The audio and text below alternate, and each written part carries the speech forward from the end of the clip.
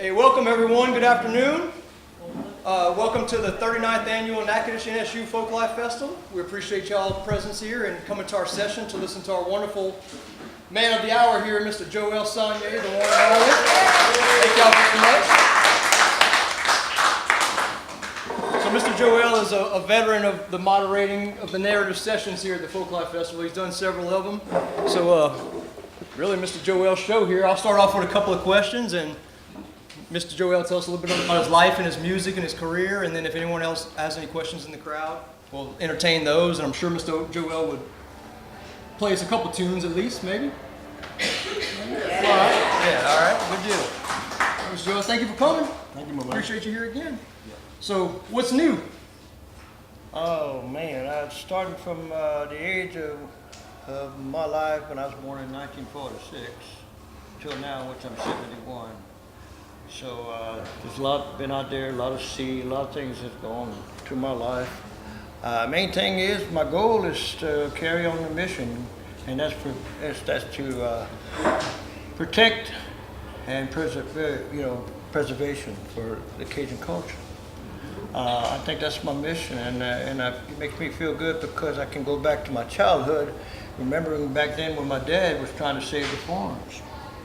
And if it hadn't been for the black people, we wouldn't have no farm to preserve our cotton. So we work together musically, our food, we share all these things. We work together as neighbors and friends. So I grew up in that era. I remember going through town with my dad, going over there and trying to find someone to pick cotton.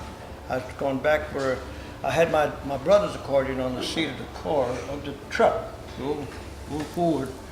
And all you could go downtown and you could hear some of the people that was outside the porches sitting down and having coffee. Some of them would be playing the fiddle early in the morning. Some of them would be playing a little accordion in the morning. Well, that kind of inspired me as well.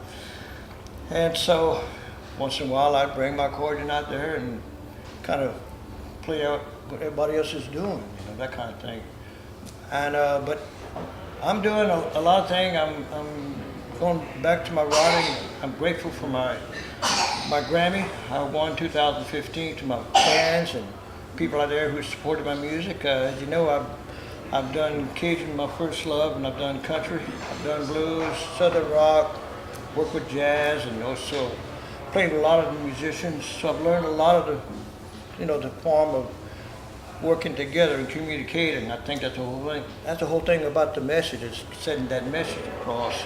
And keeping that harmony alive, and that my mama was that way, because I remember when I played the accordion when I first started, my father had put this accordion on my lap, and it just started like this. Now you got to remember, I'm about maybe 3, 4 years old, and a little youngster. This thing, it comes on my lap, and the reason why is to keep me quiet. Because I was moving around, that kind of thing. But this is when I heard this accordion and I just kind of pull a little bit.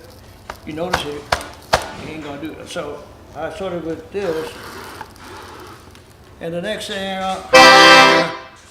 and well, that wasn't the noise. They influenced me, that sound, and it became a joyful sound that we communicated through a relation between the instrument. So I never had my own accordion myself. I learned it on my brother's accordion, and he went into service. And the story about the accordion was basically, it was under a bed where a mouse had lived in it and was about to live in it. And of course, I patched up the little hole in the bellow. And in those days, very, very poor. The accordion, like I said, was in this box, and half of the notes were played because it hadn't been played a while, So I had to tape with bubble gum to keep all these, some of these keys together. So between that, I started studying accordion more and more between the valves. Each valve has a sound itself. If those that doesn't know about horn accordions, they have a tendency of falling down, and you have to raise them up, they fall back down. So I learned to put rubber bands on them, keep them up there. And what I brought with me today is a picture of myself playing in the contest with the great Natchitoches-NSU and Emily Brook. And so that was a blessing because in those days, no one really took pictures of ourselves. We couldn't. We were out there entertaining and playing music. Would you like to see those pictures? Yes, sir. My wife, you got those pictures, brother? Because now she had to shut the camera unless I'm lucky enough to see. Help me on this one. Let's see. So let's see what we can do here. Voila. That's fast enough? That's good. Very good. Okay, Can you I pass it around for you? And just kind of pass it Yes, around. sir. And then you see the next picture. You got some. This little fella. And that was in 1957. I was 11 years old. Well, I liked it, Mr. Joel. I'm sorry. It's okay. And then the next picture came into my life where I was 14 years old in 1959. This is with Emily Brook.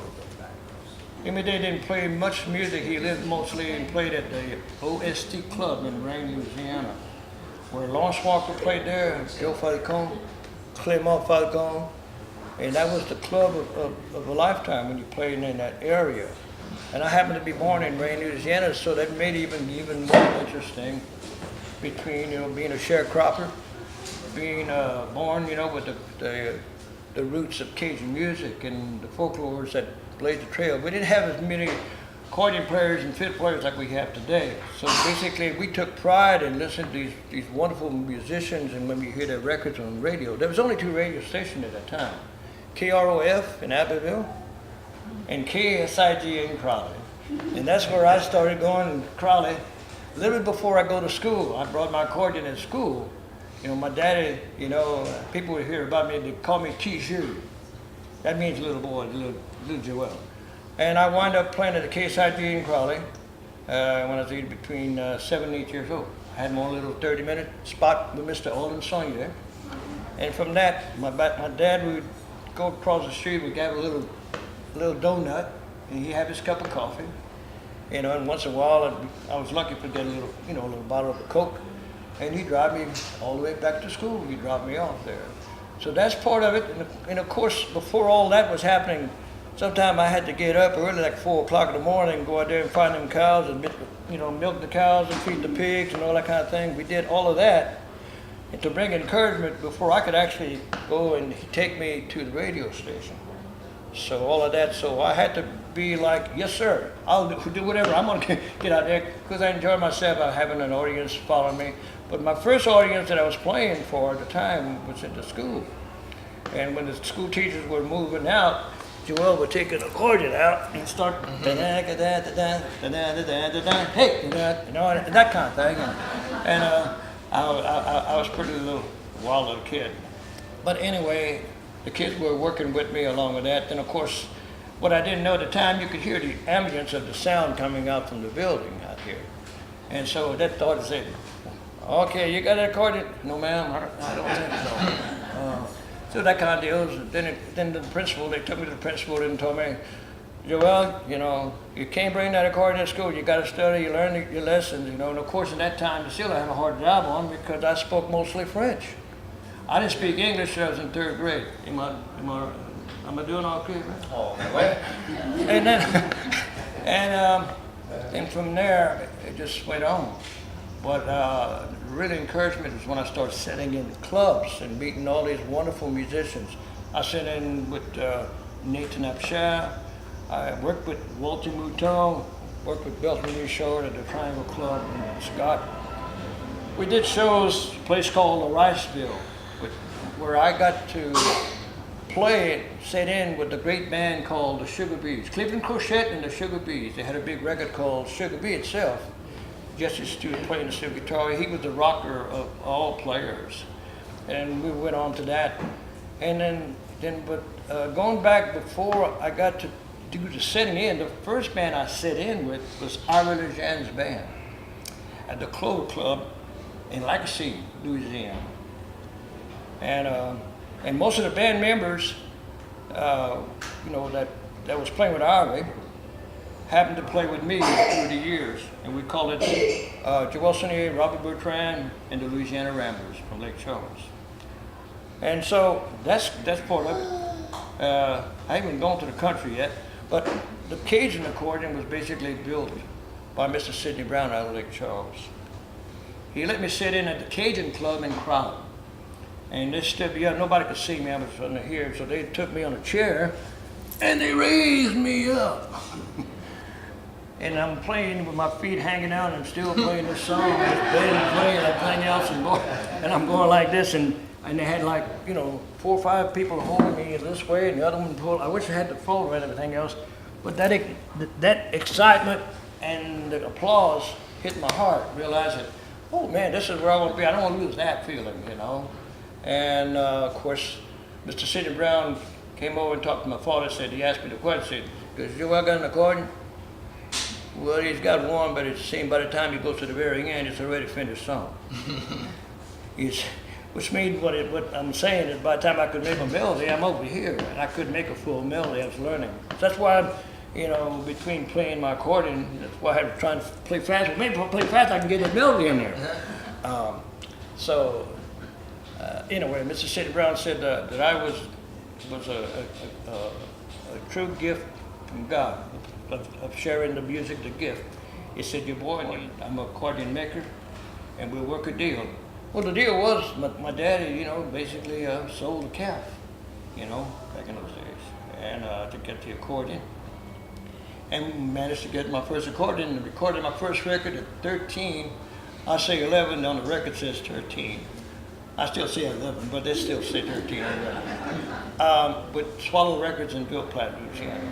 Mr. Floyd Swallow, we went out there with a band called the Do Sell Playboys, which I put that band together. We were out there in the country, folks, with Shorty Sonnier, his brother Henry Sonnier. There was some Sonniers everywhere on that record. And we recorded that song. So we in that studio, which we didn't know what recording in studio was all about. You know what I'm saying? It was a whole new world. And we were packing out. And Mr. Floyd came out and stopped us and said, "Where you boys are going?" in French. "You thought they going? It's up there. You can't leave." And then we were out there and, you know, you talk about some hard accents going on, folks. So everybody had to get all the equipment out, walk back in the studio, and said, and I asked them, "Well, why we have to not leave?" And he said, "Because you can't record one song. You're gonna have 2 songs." So I went back in that studio, and my mother had told me when I left that day that Mr. Lawrence Walker had a nice record called T.J. Noir, Little Black Eyes. And she mentioned, if you're gonna do a song, you know, over there, why don't you do one called T.J. Bleu? Well, I like that, it means blue eyes. So during the time I'm driving over there, this inspiration of word, there's no tablets in those days, believe me, no tape recorders or nothing. Just wish that by the time you get in, somebody point the finger and say, "You got another song?" And so that was what it was. That song was born right there in that studio, and today is one of the classic songs. Everybody sings it, and I appreciate that. It's called T.J. Bleu.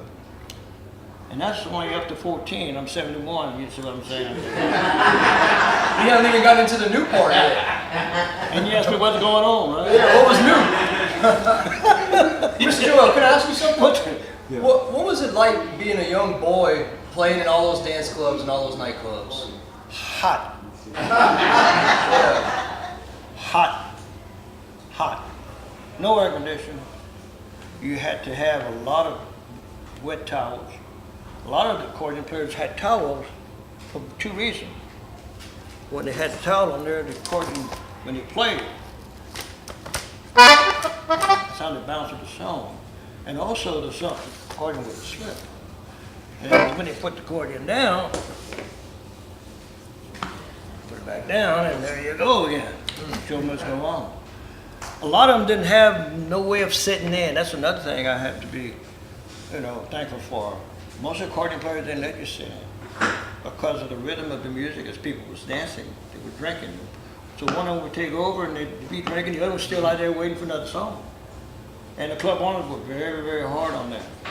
Sometimes we'd play hours and hours on those shows, and you know, and these guys were doing it before me. So I remember all of that, and I took that by heart, realizing, you know, one day I'm gonna have to carry that banner.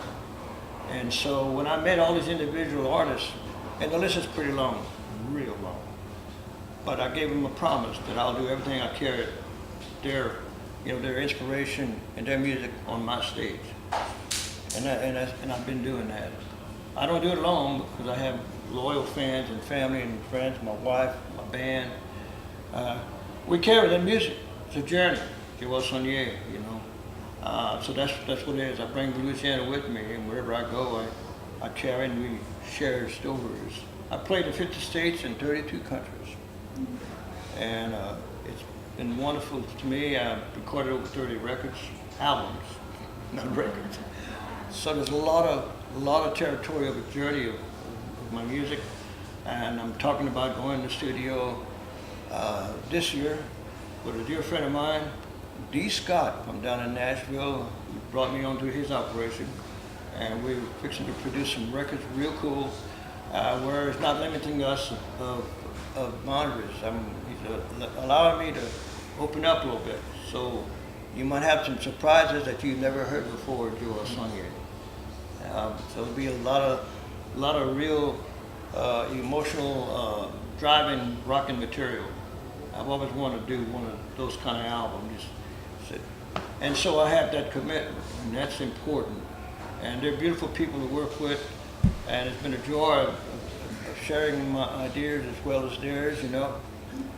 So we've all been, you know, doing one thing, and that's to bring the best of who we are and bring something in balance and take Louisiana to even a higher level.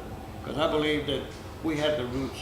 I've always mentioned when I talked to the Lieutenant Governor, I said, Mr. Billy, I said, you know, Louisiana is a full-piece, you know, state, north, south, east, and west. And I love every part of it. Because I played in all these clubs. And I generated with musicians things. So we put that together, and man, we can make this thing even more beautiful and more powerful. As much as influence we have to the world, Louisiana is to me is a jambalaya state, and we need to capture that. You know, that's me talking. You know, jambalaya was my first song that I in English when I started playing because of Hank Williams. He inspired. I remember, you know, swinging in that little tube, and I could hear the music, you know, with a little AM radio, getting mad, go, big out, you know, and the boy I'd come rushing in there off that little tube, and that little rubber tire, and said, Mama, where's that music coming from? I really thought that radio was coming from heaven. That's true. Yeah. Because somebody told me at one time, and I can believe that too, that I thought a radio was like an amplifier. That I was trying to make a cord, plug into a radio, make it an amplifier. Can you believe that? But that's basically the imagination of a child. And that's the whole thing about it. I've always carried one thing, like my mother, you know, we talked about it, said music is like medicine. And if you can clean, you know, make it feel good, you know, whether it's Cajun, whether it's blues, whatever, you know, it's something that we all can live by and know that we all have different feelings, but we got the same heart. It's all red hearts. So we use that emotion and direction of the loving and giving each other. That's what makes it really more powerful. So, and these are lessons that I've learned through different artists, as I said in, but we've lost a lot of them artists, and it's a sad thing. And so one thing we have for us right now is our memories. So with that, I am trying to re-educate the world, realizing these artists are deceased, but in my heart, they live. They live here.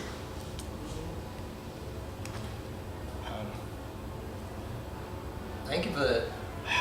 I was 15 years old to 71.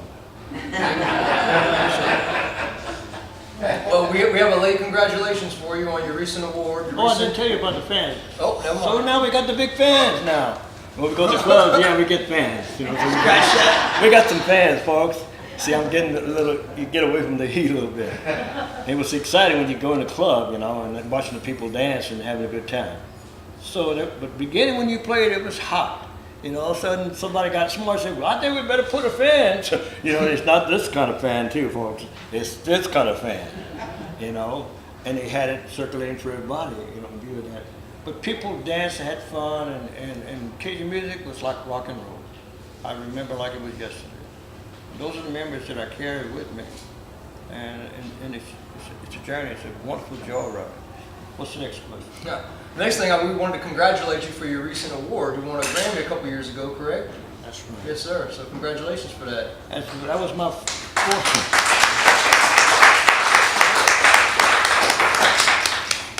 Yeah, that's finally I got nominated for, and number 5 came in for me. And of course, like I said, ever since I've gotten that award, I've been thinking of doing one thing, and that's giving something back. Work with the state of Louisiana in such a harmony way. And once we can work, then we can go to Texas, we can go to California, go wherever, and people can be embraced with the fusion of music. Because jambalaya, I mean, like I said, we are, I feel Louisiana is the jambalaya state of world music. Where Nashville has given us a birthplace to reference our talents, and that you have to remember, you know, they gave us that industry and we can learn from it. You know, that's why we can incorporate New York City and California and do that, so we put that whole body of work and put our mission together. I think that's really what people will be more informed about our culture and our roots. Cajun, Creole, blues, Zydeco, swamp pop. You know, the list is long. We have all different things, you know. But we have the people that before us played those trails, and we must never forget that, you know. I don't. I do it with my music. I've been playing the accordion. Right now, it'll be my anniversary, 60 years next year. They're working on something pretty special for me, and I'm just so grateful. Finally got someone that's looking to embrace what I've done in my work. My wife, I thank my wife. She goes to all my shows. We've traveled a lot of states and a lot of countries and shared a lot of food. But the main thing is the musicians, you know, that we share the music, you know, and ideas. It's all the same. I've been blessed. I've played a lot of people's records. And I'm just glad that I can continue to do my work. La musique de Cajun, it's good. You know, it's good. Mind if we take a question from the audience? Anybody have a question for Mr. Joel? I think you might rather hear something than ask. Well, I've got something to say. Yes, ma'am. I'm ex-military and I've traveled throughout the United States from coast to coast, and come across I-40, you know. I'm like, Louisiana, we were almost stationed in Louisiana, and we're like, no, we don't want to go there. They're like, that's a bad, bad place. We got stationed at Monterey, California, beautiful, beautiful. But we coming back through, going back to Georgia, and I was like, yeah, I don't know, there's something about Louisiana, and we're on the interstate. One of the truck stops, one of his CDs were there. Wow. And I'm like, well, come on kids, let's find out what Louisiana's about. So you were the first influence of Louisiana for me and my children, and little did I know that 20 years later, I would be living here, and it's been 20 years. Mm-hmm. Yeah, you have been an influence, your music, Cool, that's special. and very special. Thank So you. But it's ironic, and here I'm sitting, Yeah, I mean, I about feel that. honored because, you know, all these years have passed, and here's the man that influenced, Wow. you know, just everything that, you know, our grandchildren are born in Louisiana now. I mean, so it's made a circle without you even knowing how you've touched our lives. Thank you, man. Yeah, I went to different labels. I worked, you know, with the Cajun forms of the record companies in Louisiana, and then worked myself up to Mercury Records in Nashville. in doing country records. I was the one came out with the first single called "I've Been Around to Know," and during that time it was kind of a marketing thing at the beginning, and started from there, and then worked to other labels. I worked with with Rounders, and of course I wound up with RCA Records, and they came out with a song called "No More One More Time," and a song called "Come On Joe," and the big one of all was "Tear-Stained Love." And I do those songs in my show.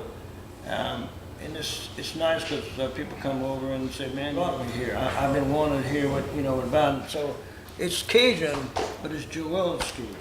It's the form of fusion of different people that influenced me to bring this form of style. And it's got all this gumbo. We have all the different roots, and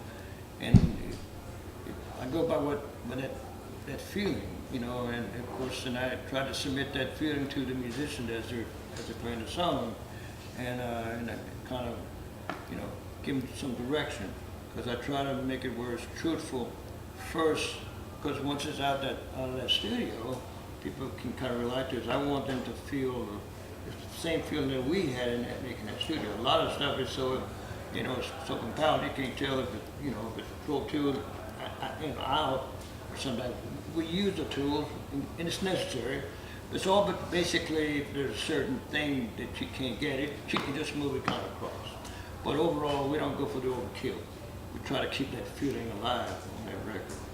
So I believe in having everybody in that studio and capturing that feeling like Elvis Presley did.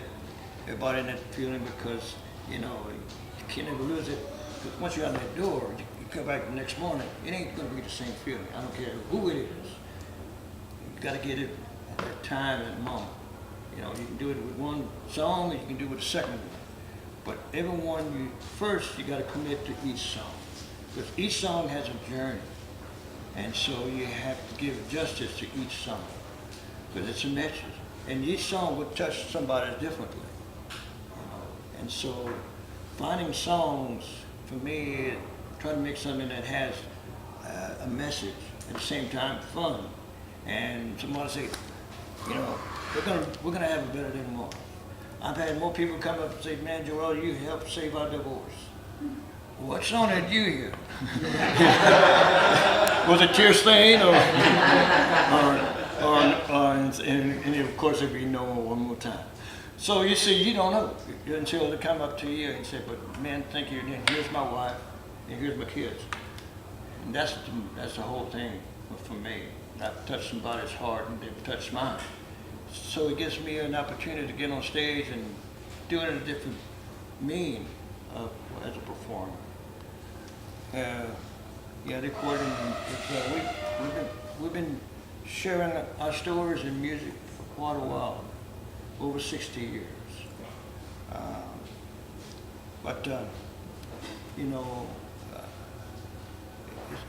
It's a great feeling, because of where it comes from, the birthright and the music. Mr. Joel, great. I think these folks are ready to hear something. Y'all ready to hear something from Mr. Joel? Well, when I first started out, would hear me play the accordion, and I go like, well, you see, somebody would be leaving right now. Because this is what they were hearing when I first started playing the accordion. I'll do this.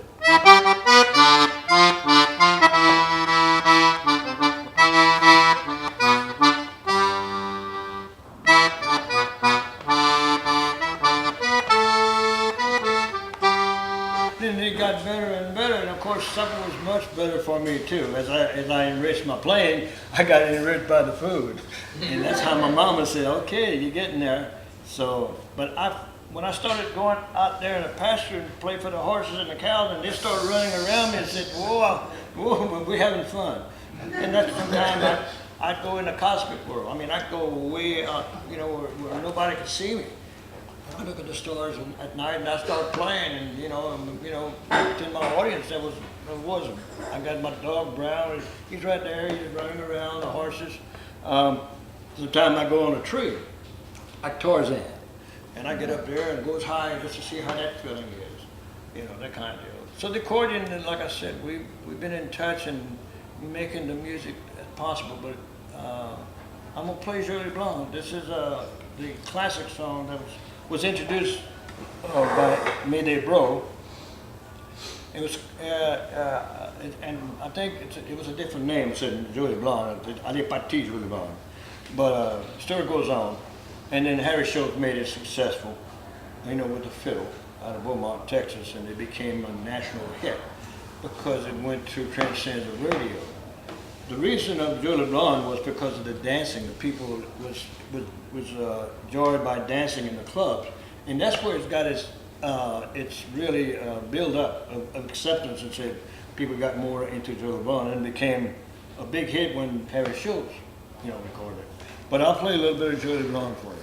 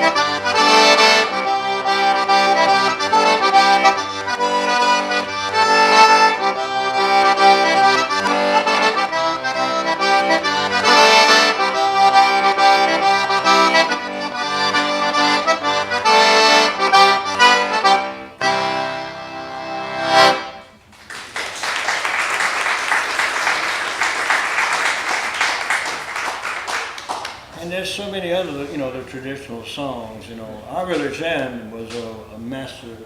He opened that doorway when Jolie Blanc came out with Harry Schultz. And Ari brought a new style and brought a new life to our Cajun music done with the accordion. So our Jan was the one that blazed that trail for us. And ever since, we've all acknowledged with his song and his playing, we've all been influenced by this one man. And of course, there's other people that we look up to. Nathan Absaf from Mamou, Louisiana. Austin Pete, the great Aldous Roger from Lafayette. The list is pretty long, but everyone was identified in a different way. I was just grateful that I got to hear him as a kid, and watched him. Not knowing that one day I'd be in that position just to talk about their music and what they've done. But it's a great feeling because I was there. I really was. And most of the musicians that played with other great artists happened to play with me. And that's how I got my acknowledgement and influenced by their music, because they played it, and that's what I got the main feeling. It's like you sit in, and say, that's who I sit in with tonight. But when you have them playing and they all differently play with different artists, and you got them on that stage, it's something else, that just commands your heart. And so that's basically it. So Cajun music, it's done in French. I don't have to sing it. You should more or less feel it, And of course, that's another part. But there's so many styles of the Cajun style of music that generates. Like the first record that was recorded with Joe Falcone. Two people, Clement on the guitar and Joe Falcone on the accordion. Recorded on a major label, Columbia Records in Louisville. And they recorded a song.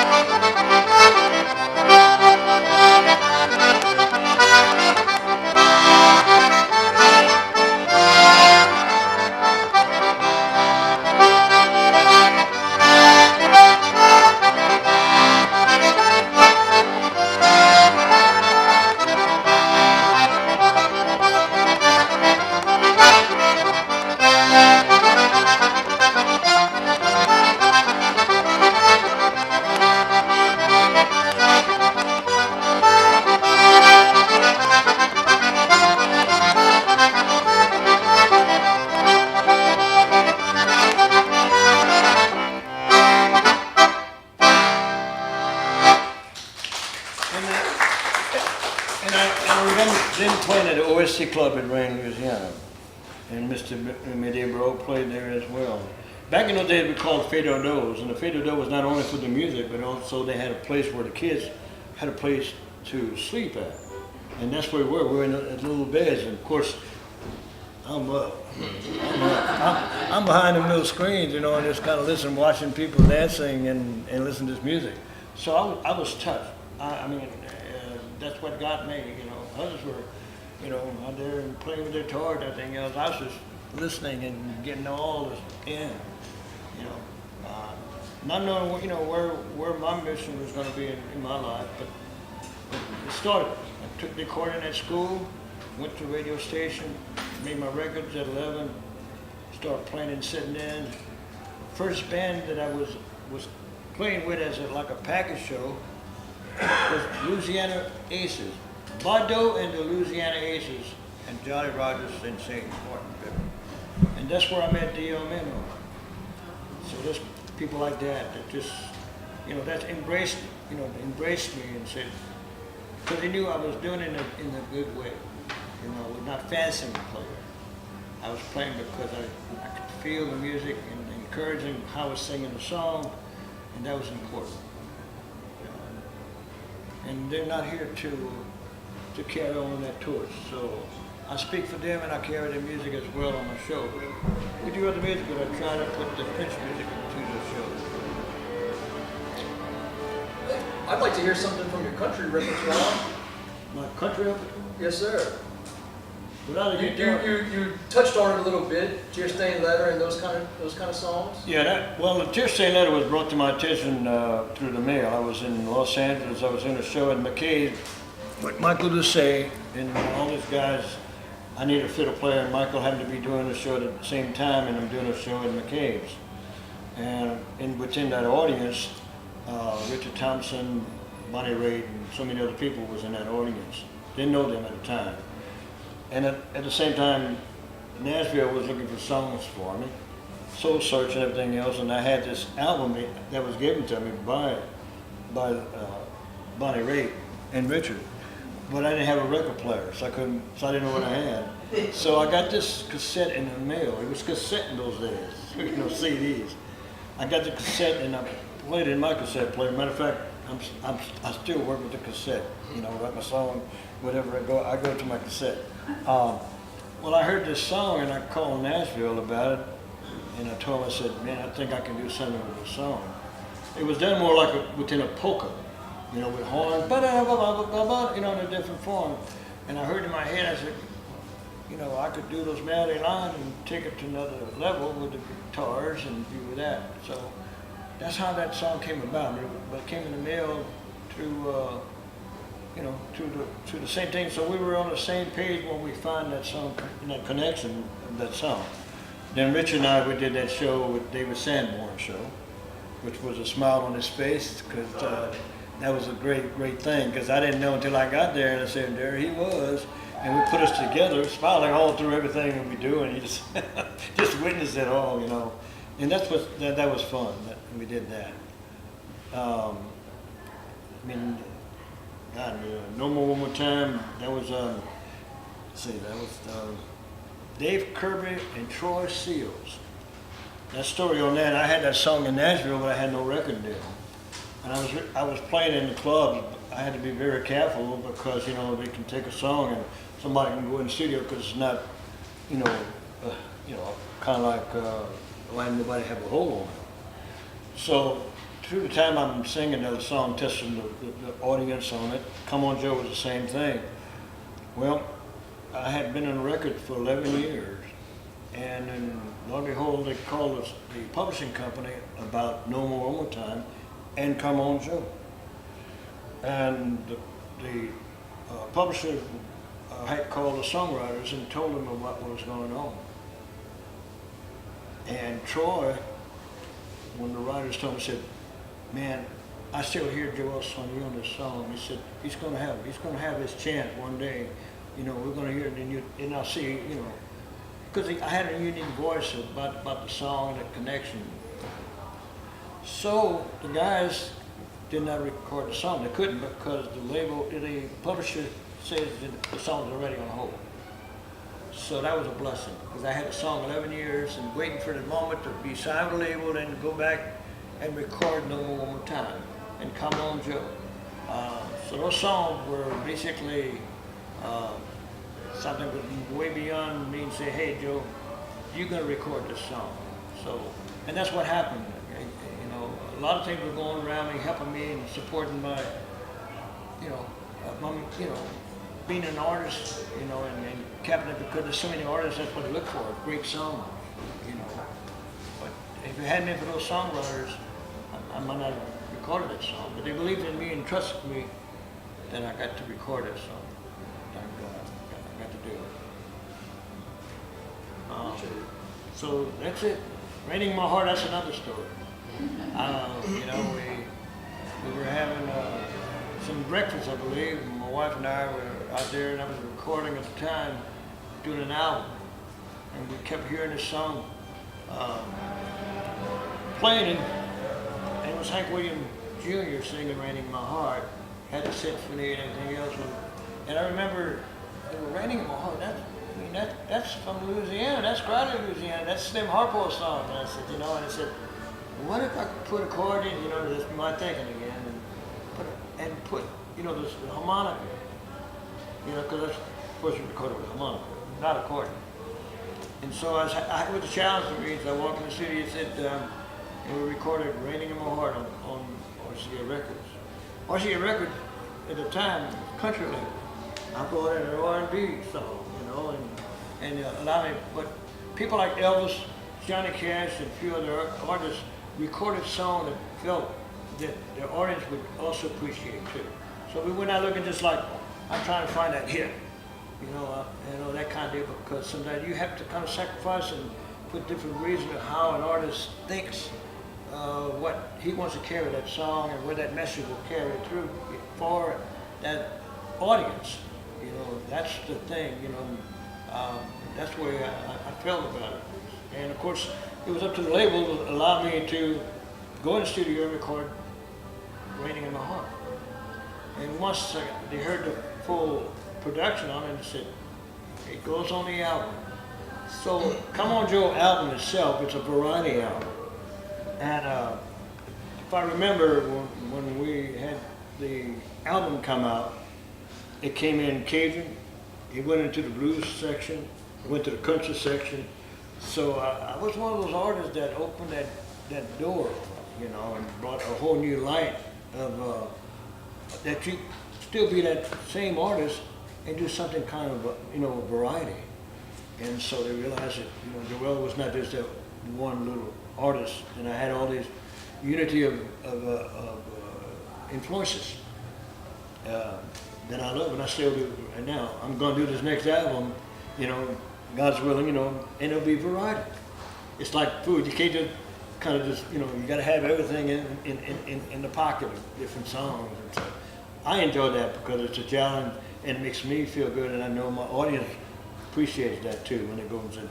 I want a Joel album. I can't wait till the next album, so they know it's going to be a lot of different flavors and a couple of surprises in my recording. Can you play some of Little Blue Eyes? He wants you to play some Little Blue Eyes. Little Blue Eyes. Well, I can't sing it. That would be 11 years. I'm 71. but I'll be glad to play the melody for you. Yeah. Okay. You notice that I had to do that, right? Back then, I didn't have to do that. The harmony was already there,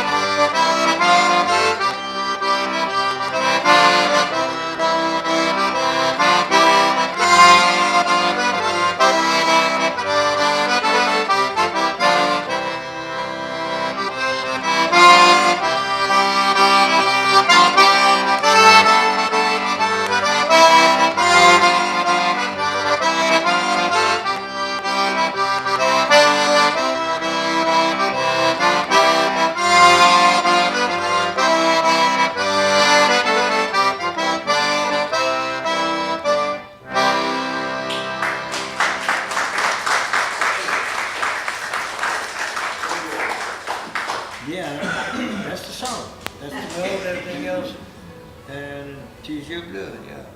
Little blue eyes. Ain't that something? Almost, I was given almost what? 11 years old, 1957, in 2018. Come on. 60. 47. 60. How long? 60 years ago.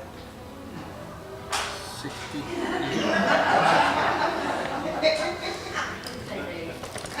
And we are here, son. Thank you. I'm glad to be here, folks, and sharing this, witness to because I'm talking to my great, my heroes, my unsung heroes. Now, heard, hey Joe, And they're in my music. You might not see them, but they're there. One more thing to ask you about, Mr. Joel. Heard you have a new project going on outside of music. Outside of music? Yeah. Is that just a rumor or is that the truth? That you might have picked up a pen. Books. You picked up a pen instead of an accordion. Are you writing a book? Well, I got to talk about my cookbook, which basically there was a little boy in the wagon. That's my cookbook. Get a good editor. And then we have the other one. It's called There's a Mouse in My Accordion. You want to go there? Get a smart editor. And that basically is a fictional story, but the mouse is telling the story. And it was written by Bobby's sister, Shirley Allen. Allen? Strange? Was it Shirley Strange Allen? Yeah. That's what I'm saying. Anyway, and she wrote the little boy in the wagon, but she felt it needed to be told. A little bit about being, in the midst of being creative, but at the same time, being something within autism. We don't mention anything about it till the very end of the book, but it's given a lot of encouragement for people out there. There's, like I said, what was the saying? Said, what's the saying that we put in there, Bobby? About never give up. No, sometimes being different makes all the difference. That's it. Sometimes being different makes all the difference in the world, and that's so true. Because I'm trying to set that example for other people out there who might not understand that. The book has inspired a lot of people, and that's the one book.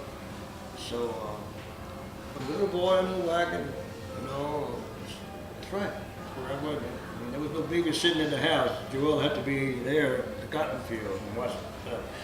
Not knowing later that I'm not going to be out there picking that cotton. But it's okay. That's part of being raised Cajun. That's what it is. I had a wonderful family. My mother, father, no longer here. But they live within me, in my heart, and now I can share my music, and I'm not alone. I got people that encourage me. And the other book is it's called There's a Mouse in My Accordion, but basically build on about the little mouse that was fixed to live in my accordion. We made a story about that. And the third book is called There's Something in the Bayous. Is that what it is? In the swamp. There's something in the swamp? It's for And dinner. there's something in the swamp, and it's for dinner. So we're trying to get that all ready to go. We got first view of the book, but we're gonna take it to a new level. Yeah, because we feel it it needs to be brought up to light. So we're gonna do a coloration, with colors on the recipes. With some of the artists that we met through the road, on our shows and stuff, and they've given some of their recipes, and plus we have Louisiana recipes, cooking recipes, and they're talking about putting me on some cooking show. Oh, I'm gonna have some. John Foss, right? Hey, John, I'm Joel Sonnier. What's cooking? Right? Or you can see me around. So you teach me how to cook, and I'll teach you how to play. So we have fun, so that kind of thing. It won't be much, but I'm going to learn, like everything else. Sometimes being different Makes all the difference. makes all the difference in the world. It's so true. Yeah. You just have to understand a little different, you know. Some people back in the day when we were in school, to go back that part, but, you know, they told us that we couldn't speak any word of English, so it was very hard for communication. And I didn't do any English talking until I was in third grade. But a lot of people that could write or was left-handed had their hand behind their back to make them right-handed. I mean, we've gotten stories from different people of how they were treated, of discipline in being in that world. And some of us, we were kind of rebellious. You know? But music is like medicine, and that's the whole thing about it. You know, it's a great thing. It's a great gift. I appreciate you, Mr. Joel. You got it. We about reached the end of our time, but I hate to impose on you, but I think we'd all love to hear at least one more Song. little rip. Okay, boy, I just wish I had my band. We're really cracking it up. But tonight I'm doing this wonderful show with James Burton and Rodney Harrington and all these wonderful people. You know, it's a joy working with those guys. They really are truly good people and very professional, and they can embrace you like family. And that's what it's about, you know, I'm all part of the same thing. It's good. I'm glad I was asked to come. And I don't do this kind of often, you know, but it's encouraging. We appreciate you. You know, several of us I know in the audience, we look forward to you coming every year when you do. So thank you again. As long as, like I said, I got more stories to tell, you know, that kind of deal. So you'll keep your prayers going for church, because you know, there's a lot of mission out there. Let me see. No more on accordion. That's what I want to hear.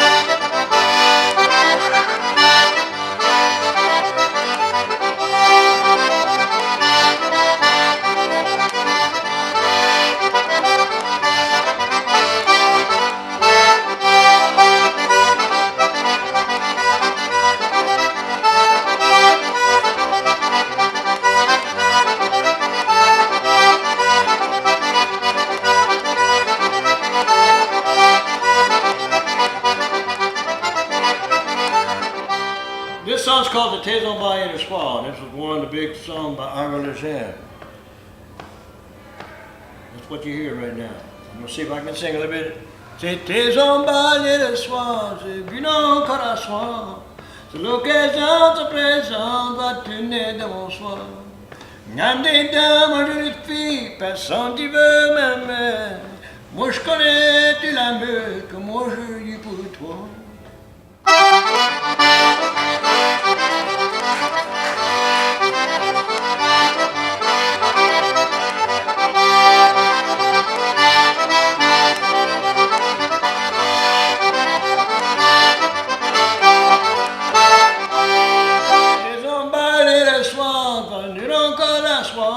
C'est l'occasion se présente, va tourner dans mon soir.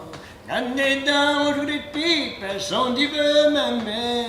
Garde-moi qui t'a fait mon misérable pour toi.